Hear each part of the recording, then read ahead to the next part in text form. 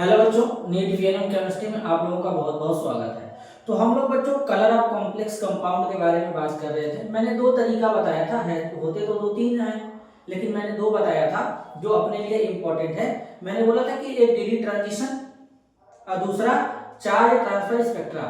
D transition कब होगा? जब कॉम्प्लेक्स कंपाउंड में जो मेटल होंगे उन मेटल के डी ऑर्बिटल में अनपेयर्ड इलेक्ट्रॉन होंगे तब।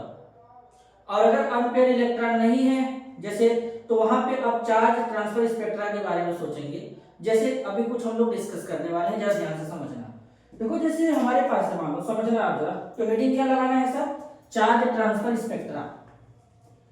चार्ज ट्रांसफर स्पेक्ट्रा, ठीक है, ये हेडिंग रहेगा चार्ज ट्रांसफर स्पेक्ट्रा। अब जरा एक मिनट देना, थोड़ा सा इस पे कागज का यूज करेंगे हम लोग। चलो ठीक हो गया सब। तो चार्ज ट्रांसफर स्पेक्ट्रा के बारे में समझते हैं। ये होता क्या है बेसिकली, जरा ध्यान से समझो। देखो सपोज जैसे हमारे पास है KMnO4। KMnO4 का नाम क्या होता है? पोटेशियम पर मैंगनेट, ये होता है। इसी को रेड मेडिसिन भी कहते हैं, रेड मेडिसिन। इसी तरीके से हमारा होता है K2Cr2O7, इसको कहते हैं पोटेशियम डाई क्रोमेट। ये दो हो गए।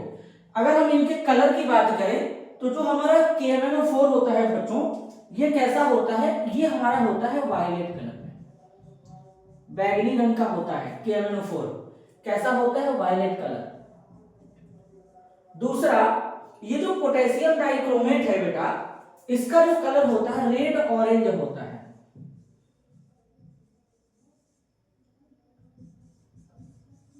रेड ऑरेंज कलर में होता है। अब जरा समझना, KMnO4 पहले लेते हैं। एक मिनट बेटा, थोड़ा सा प्रॉब्लम हो गया है, इसको सही कर लेते हैं। चलो हो गया। अब देखना जरा, यहां पर लेते हैं KMnO4। तो सबसे पहले KMnO4 में मैंगनीज का ऑक्सीडेशन स्टेट निकाल लो। चलो निकालते हैं। तो पोटेशियम का X मान लेंगे, पोटेशियम का निकालना नहीं है, पोटेशियम का +1 मान लेंगे। Mn का निकालना है, X मान लो, ऑक्सीजन 4 बार है, 4 × -2। ओवरऑल चार्ज क्या है? इसके ऊपर 0 है, कोई चार्ज दिख नहीं रहा है, तो X आ जाएगा +7। क्लियर है? तो हम कहेंगे कि इस कॉम्प्लेक्स में जो Mn है वो +7 ऑक्सीडेशन स्टेट में प्रेजेंट है। और जब इसको तुम ब्रेक करोगे तो कुछ इस तरीके से ब्रेक होगा। KMnO4, जो यहां पे KMnO4 है, इसको ब्रेक करते हैं। ब्रेक करोगे तो K पॉजिटिव, MnO4 नेगेटिव में जाएगा। इसको परमैग्नेटाइड कहते हैं। इसका स्ट्रक्चर बना लेते हैं Mn, double bond O, double bond O, double bond O, और यहाँ पे ऑक्सीजन माइनस। अब इस मैंगनीज के ऊपर +7 का चार्ज है, और मैंगनीज का कॉन्फ़िगरेशन क्या होता है? एटॉमिक नंबर 25, कॉन्फ़िगरेशन होता है आर्गन 3d7 4s2, और यहाँ पे 7 के जगह पे 5 रहेगा। तो 18 × 2 = 20, 5 × 25। तो जब +7 में है तो 7 इलेक्ट्रॉन निकाल दोगे तो Mn +2 में जाएगा। तो केवल कॉन्फ़िगरेशन क्या रहेगा? आर्गन। देखो D में 0 है, S में 0 इलेक्ट्रॉन हो गए, तो यहाँ पर तो डी ट्रांजिशन का बात नहीं बनेगा। तो अब यहाँ पे क्या होगा? ये जो लीगेंड है बेटा, इसके ऊपर नेगेटिव चार्ज है, तो इस लीगेंड से चार्ज का ट्रांसफर होगा मेटल की तरफ।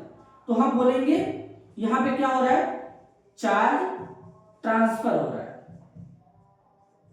चार्ज ट्रांसफर कहां से कहां होगा? लीगेंड टू मेटल, जिसके कारण इसका कलर आ जाएगा वायलेट। अब बात समझ में आया? यही केस लगता है K2Cr2O7 में।